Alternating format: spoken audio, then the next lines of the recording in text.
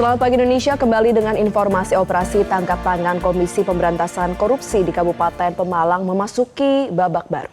4 orang ditetapkan sebagai tersangka termasuk Bupati Pemalang, Anom Widiantoro, dan seorang pegawai KPK.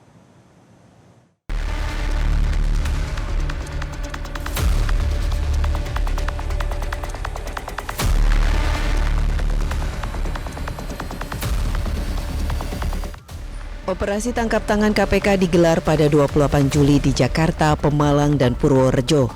Dari operasi ini penyidik mengamankan 21 orang dan menyita sejumlah uang tunai.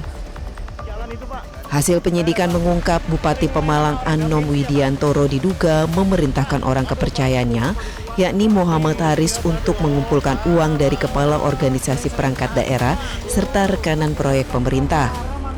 Uang tersebut diduga berasal dari permintaan yang dilakukan kepada para pejabat dan kontraktor yang memiliki kepentingan di pemerintah Kabupaten Pemalang. Namun perkara ini tidak berhenti pada dugaan pemerasan di pemerintah daerah. KPK juga menemukan dugaan adanya upaya mengurus perkara di lembaga anti rasuah. Muhammad Haris dikenalkan kepada Lili Budi Supriyanto yang merupakan ayah dari Setiabudi Dias Oktavianto, yakni staf administrasi KPK. Dalam sejumlah pertemuan, Lili diduga menjanjikan dapat membantu menyelesaikan perkara Bupati Pemalang di KPK dengan meminta uang sebesar 2 miliar rupiah. Dari jumlah itu sekitar 1,2 miliar rupiah diduga sudah diserahkan. Nah, apa perannya DIS di sana? Yang bersangkutan karena memang sedikit banyak mengetahui proses-proses administrasi di KPK, itu yang kemudian diteruskan kepada saudara LBS selaku orang tuanya atau bapaknya. Nah, ini yang kemudian media untuk menjadi pemerasan yang digunakan oleh LBS untuk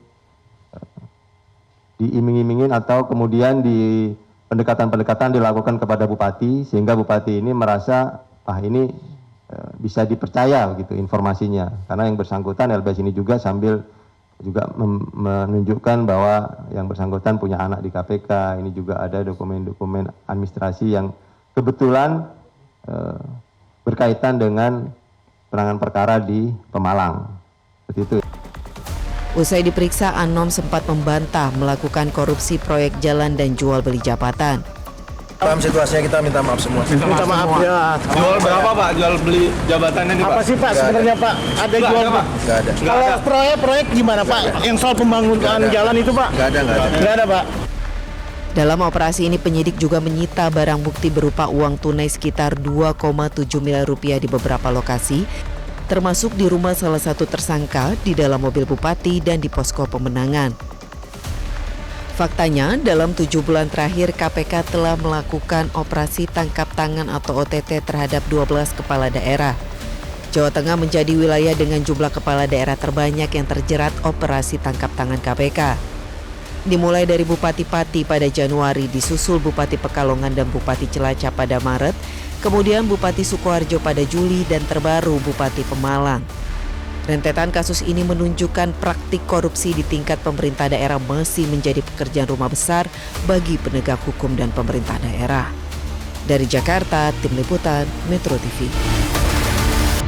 Jelajahi cara baru mendapatkan informasi. Download Metro TV Extend sekarang.